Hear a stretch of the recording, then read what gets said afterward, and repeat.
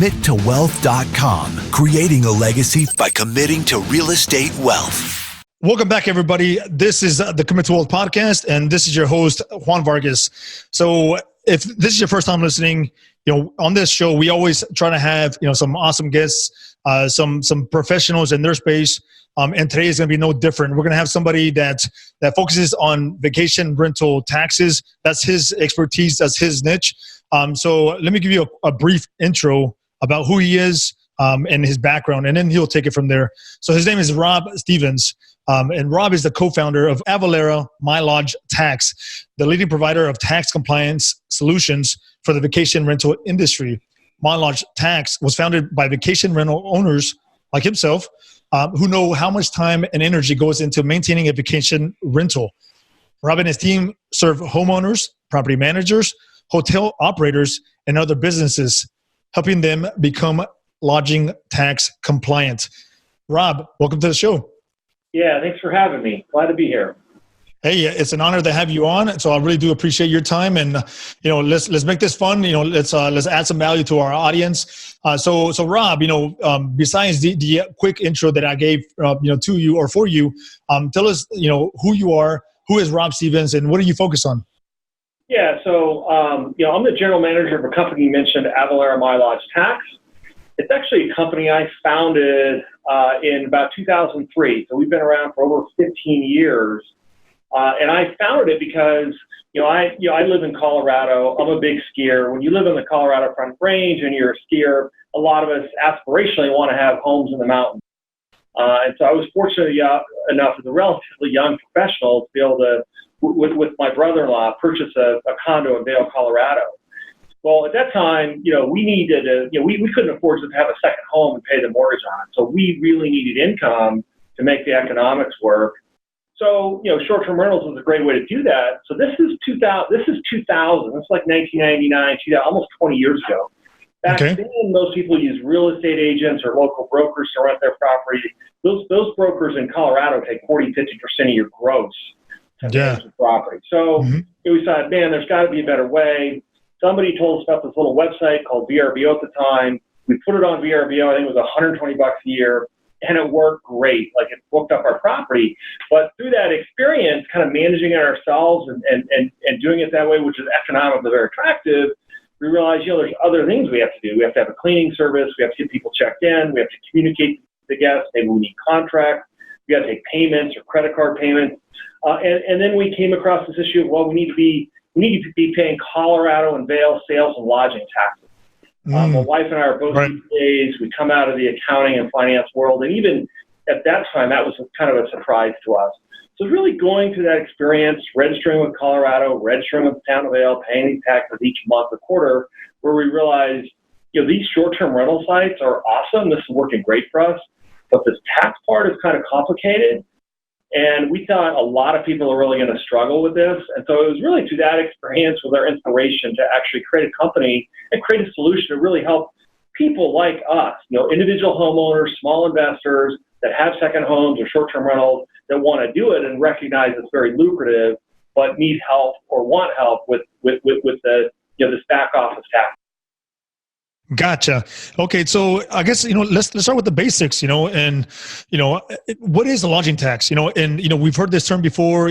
We think we may know what it is. Give us the official definition and why it's important. Sure. So, and there's often confusion around this. It's a good question, but the basics is lodging taxes, sales taxes. It's called a lot of different things depending on what state you operate in. But it's basically a tax on overnight rentals or overnight accommodation. So most people would think of it as hotels, right? Everyone understands a hotel. We all stay at hotels. We all understand when we check out, there's always that lodging tax item, which is usually, pretty significant. So it's really the same taxes that are levied on hotels. And that's the intent of lodging tax. It's to tax this quote unquote business activity of providing rooms, providing overnight stays.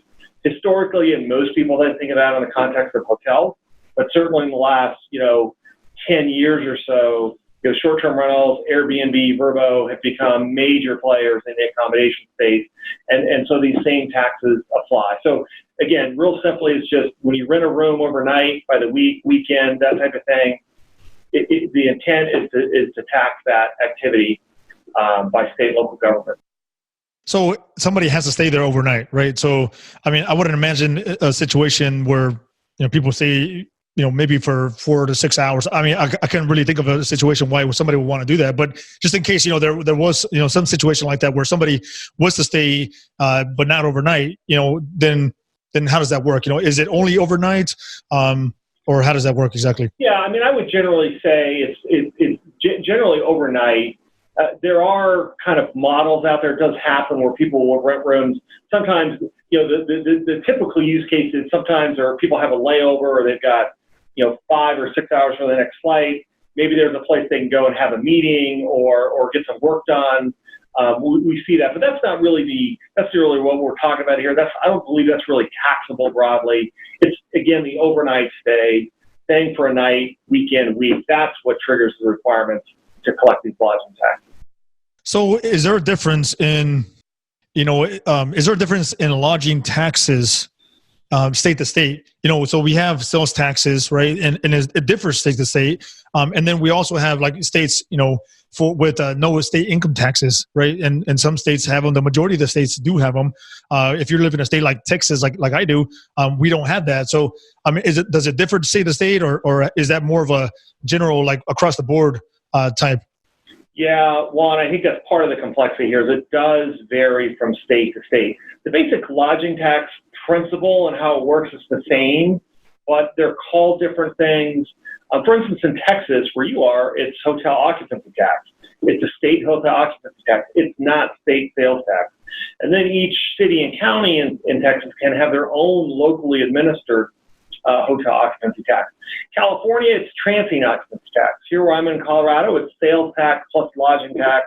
In Florida, it's sales tax. So, it's called different things around the U.S. and it operates differently. And that's the complexity. Like, each city and county usually can set their own lodging tax rate. So that's part of the challenge because it's not one rule within an entire state. Like Texas, again, yeah, there's the Texas 6% hotel tax, but if you're in Austin, there's an additional 9% tax that goes to Austin for a total of 15%. So it's a patchwork of requirements all around the U.S. It's called different things, it's different tax rates, it's administered differently. Okay, that makes sense. Yeah, so each state, I guess, local government is going to have their own specific rules and regulations on what they call it and how much is gonna differ, and it'll change accordingly. I would imagine maybe California will be a bit higher. It just seems like a lot of the taxes that they have out there are usually a little bit higher. So I would imagine that a state like that would be higher. Especially because there's a lot of short term. Vacation rentals and things like that, or right. Like a state like Florida or something like that, right? Well, what we see is it's urban markets, like big cities tend to be the highest. And those typically are, 14, 15, 16, 17%. Chicago's over 20%. And I think what we see is, especially in those cities where you have a lot of business travelers or tourists, it's a great revenue source for a lot of cities. And it's easy to tax, the out-of-town guests versus, increased sales tax on local residents. So typically it's the big urban markets where we see the highest rate. California, oddly enough, it does not have a state tax on short-term rentals like a sales tax or a hotel tax. It's all at the city or county level. So in San Francisco, It's the San Francisco tax. In Los Angeles, it's the Los Angeles tax. There's nothing at the state level, which, not to pick on California, but for kind of a heavily taxed state like I think California is a little unusual. The rates tend to be high, but they're actually not, I think, as high as some other markets because there is no state tax in addition to what the cities and counties are charging. So what type of assets have these lodging taxes? We sort of, said that it's an overnight stay. Whatever is considered an overnight stay is usually whenever that triggers or can trigger that tax. Does it change if it's a different type of asset? You have vacation rentals, you have your homes, you have hotels. Is it different from each one? Why would one have it and not another? Yeah, that's a really good question. It's something we're asked a lot by our customers, and I can give you some interesting use cases. But in the history of our company, especially, I think now Airbnb and Verbo are pretty ubiquitous. Short-term rentals are pretty popular. They're known. But say 10, 15 years ago, even today, it's not uncommon for a customer or a new customer or somebody contacting us to say, well, I've heard about this hotel tax requirement in Texas, but I don't operate a hotel. I'm just a rental property. And when you read the definition of a hotel, like we do in statutes and ordinances across the U.S., what you find is, and this gets to your question of what type of properties, the type of property or facility or hotel is defined very broadly. So it really goes back to if you're providing an overnight stay, that obviously could be a hotel, motel, but short-term rentals, single-family homes, apartments, sometimes campgrounds, garages, mother-in-law apartments. It really, when you read the rules, is intended to cover any type of facility or accommodation. It's really the act of providing short-term rentals is what triggers the requirement. I mean, there are some exceptions out there where maybe if you're a really small operator in some states, they'll exclude you.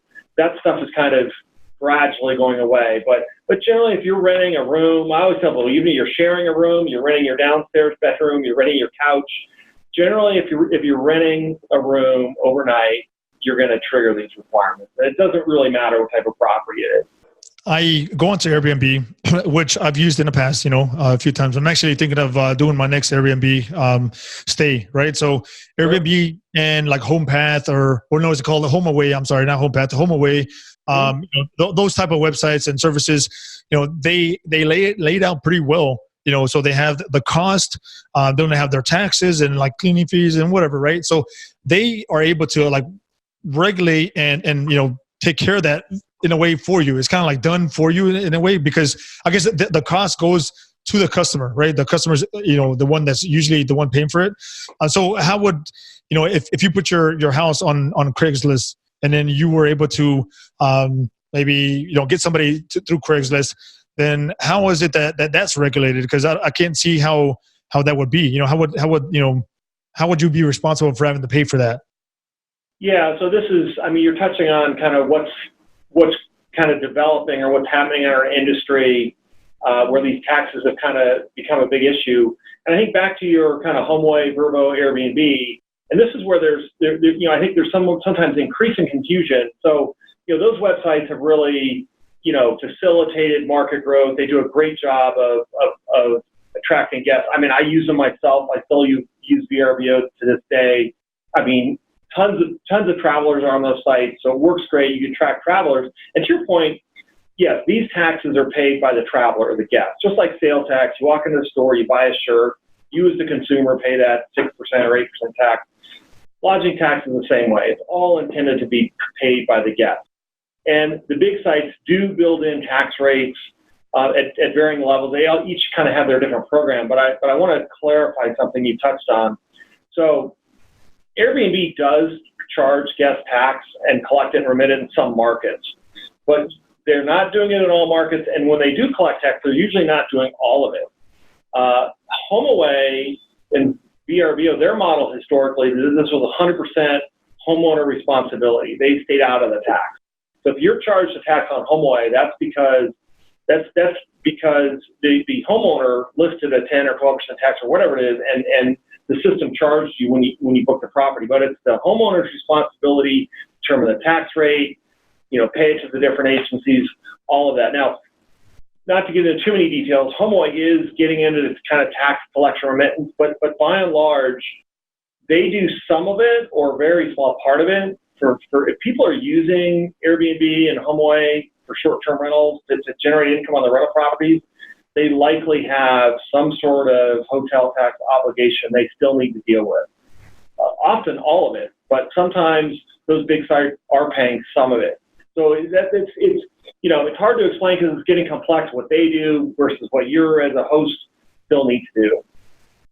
Right. So how would, say, I didn't really know anything about this, or I didn't really care to know anything about this, or the taxes, because I didn't want to pay taxes. So how would I find out what the rules and regulations were to make sure that you're being compliant? Where do I find out? Is there a website that I can go, or is it something with the local municipalities, local government, or what is it? How do we find that out? Yeah, I'll give you a two-part answer, and that's part of the challenge. So if you you're do-it-yourself or just want to figure this out, I'll use Texas. I'll use Texas as an example. You need to check with the state of Texas for their hotel tax. You need to check with let's say where you are, the city of Houston for what their hotel. I don't know if you're in Houston or some other community around Houston. But let's say you're in Houston proper, you need to check with the city. And I don't know what county. What county are you in? Bashar or what?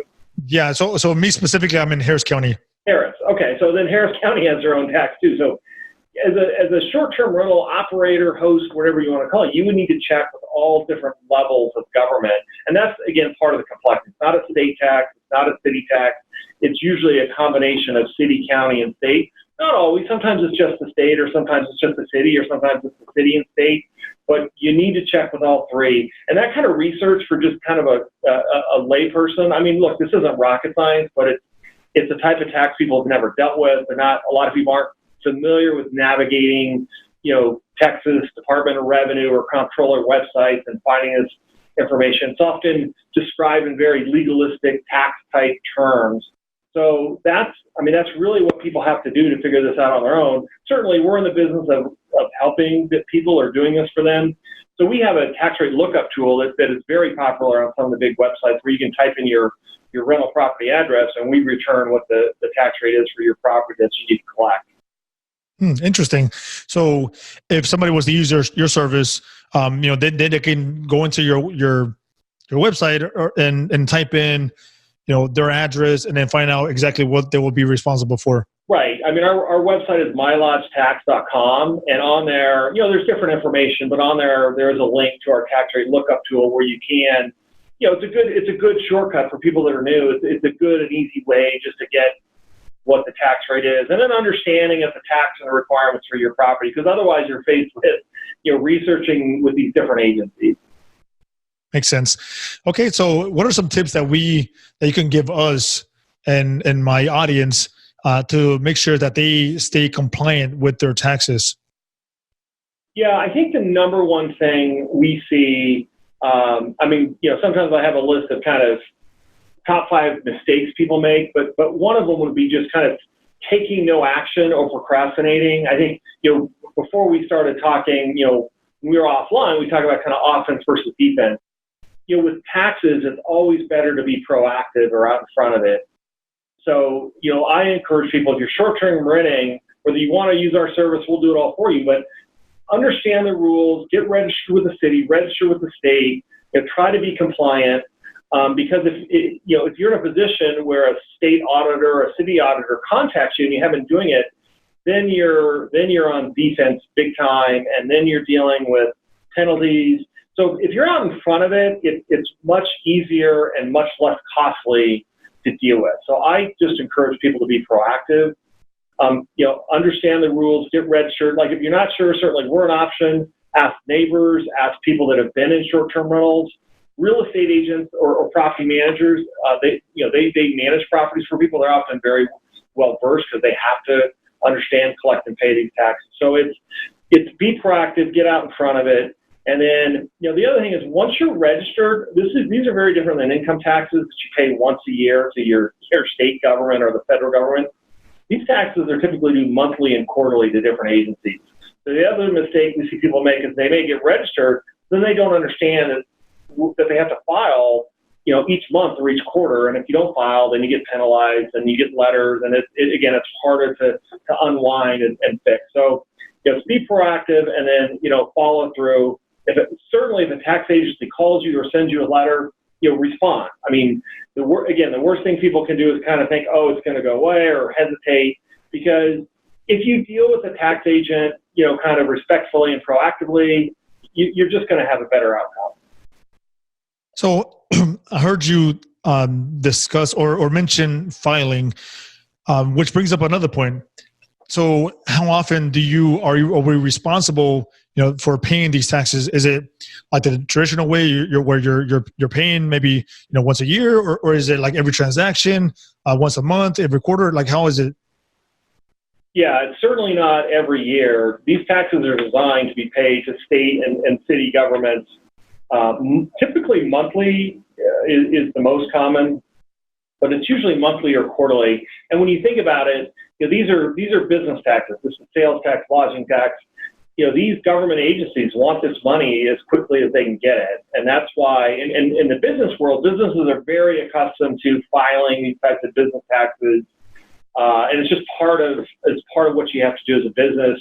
Again, these agencies want it quickly. So what that means is you typically have to file monthly or quarterly, and there's multiple agencies involved. The typical short-term rental operator, host, whatever you want to call them, has to file returns with at least two different agencies, meaning a state filing plus a city or county filing. So, and it's, they don't notify you, they don't send you a letter saying, hey, your taxes are due. Again, these taxes are designed for businesses that would know and understand these requirements, know what the filing due dates are, know what forms need to be filed.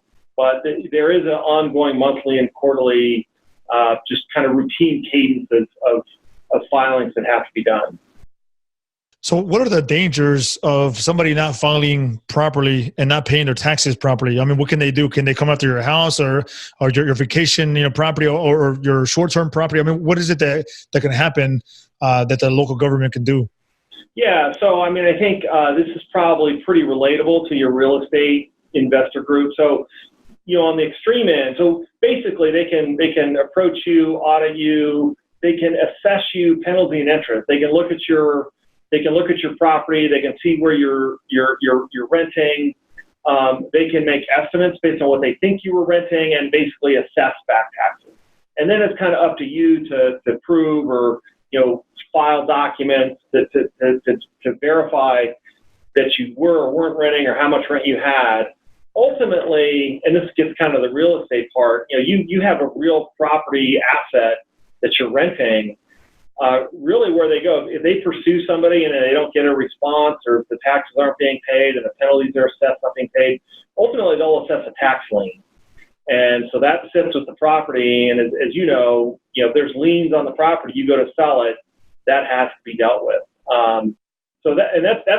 That's where they can attach that lien to the property, and it gives them protection so they can collect their tax. Probably not different than property tax. I suspect in the real estate world, if you're not paying your property taxes, they're going to put a lien on your property, and ultimately that's the outcome in the short-term rental space as well. It's rare, but understand there's going to be a whole bunch of phone calls and letters that you're going to get, and penalty assessments and threatening letters and all the things government agencies do to collect their tax dollars.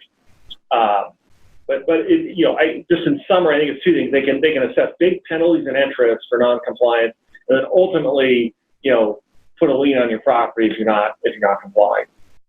So it kind of reminds me of like a homeowners association, right? An HOA, where you have your dues, and if you don't pay for them, then kind of they give you some timelines, and then they start charging you interest if you don't pay it, and then it just keeps going from there. And then ultimately they can have follow for a lien on your property or even foreclose on your property. I mean, they can take it as far as that if you're not paying absolutely. for it. They can seize the property if they need to. And that's a good comparison. Gotcha. Okay. Well, so it's very important. So, where can somebody find out more information? Is there like a certain website that they can go to? I know you mentioned yours. Is there like another website that they can go to about that talks about this specific tax? Yeah, I would recommend. I mean, we're certainly a solution to do it, make it easy. I think the big websites, Airbnb, Homeaway, Verbo, they're going to have resource sections for their customers, whether that's specific, kind of summarizations of these tax requirements. They also have kind of guest forums, community forums, other Airbnb hosts or homeowners that are on the site sharing their experiences.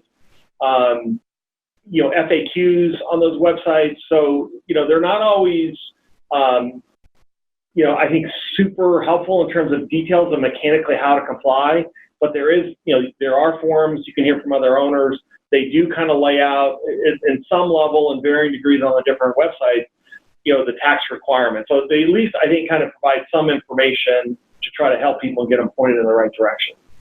Interesting. Yeah, because I didn't know about that. That they had like their own forums, where you, I guess, collaborate with other owners, and and you're able to help each other out. So I think that's a very good, very good tip for people that are looking to, maybe you want to learn more about this, or you want to be more compliant and just learn about that side of things. So Rob, what is a good tool, source, or platform that you can recommend to my audience that can help them be compliant, with their taxes and learn more about that? Yeah, I mean, it's a two-part answer. You didn't really ask this, but I think for people that are exploring short-term renting, I suspect anyone that owns property, depending on their market, there's a good chance that they're thinking about short-term rentals, doing it. Maybe it's an option for them. We routinely hear from our customers, people that were long-term renting, converted to a short-term rental, and this may sound crazy, double, triple, quadruple the rent that they're getting on the property. So those opportunities are out there. To generate rent, I always recommend the big guys, Airbnb, Verbo, Homeaway. You want to list on those sites. They're awesome. They're getting easier and easier to use. They have tons of travelers looking for properties. It's a great way to generate income. On the tax side, that's our kind of role in the marketplace. MyLodgeTax will, and we didn't talk about this, but our service is $20 a month. It's a monthly subscription. No matter if you're in Maine, Texas, California, it's $20 a month. We're going to tell you the taxes. We're going to register you. We're going to file a PAM. We're going to keep you out of trouble. So, we would certainly say for people that want help, and for $20 a month, you can just kind of put us on autopilot and you just know it's being done correctly and accurately. Gotcha. So just really quickly, so somebody can reach out to you, and then they can, you guys can help them out like from start to finish and take care of those taxes, for them. And you'll file it for them. You'll handle it all for them. We use soup to nuts, the whole process, tax rates, filing, licenses, license renewals. We really kind of position our solution to be, we call it 100% compliant. So whatever's required for you to operate, be registered and collect and pay tax, that's what we're going to manage. So, we try to do all that for our customers and mitigate really our customers having to deal with any of those kind of tax and those details. And they can really focus on, dealing with the guests, getting more bookings, creating a really quality Airbnb listing and that part of it. And then we can handle that back office, tax piece that has some risk to it, like we talked about. Gotcha. Okay. Well, then somebody wants to reach out to you, to find out more about your services, maybe learn a little bit more. Where can they reach out to? Yeah, I always recommend going to our website at mylodgetax.com.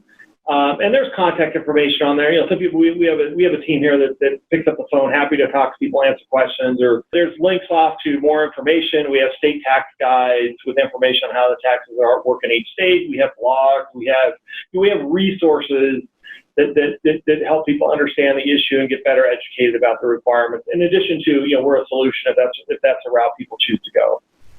Makes sense. Okay, Rob. Well, then I really do appreciate your time. It did clarify a lot of things, and hopefully my audience was able to learn something from this, and hopefully it was able to help them out as well. And so we really do appreciate your time, and we will catch you here pretty soon. Thanks for having me, Juan. I enjoyed it. CommitToWealth.com, creating a legacy by committing to real estate wealth.